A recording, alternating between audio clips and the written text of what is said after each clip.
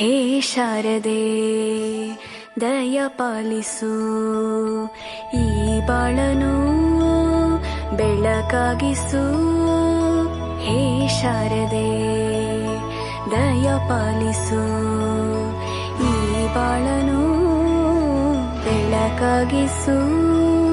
ನಾಳೆಗಳ ದಾರಿಯಲೇ ನಂಬಿಕೆಯ ನೆಲೆಯಾಗಿರಿಸು, ಮುನ್ನಡೆಸು.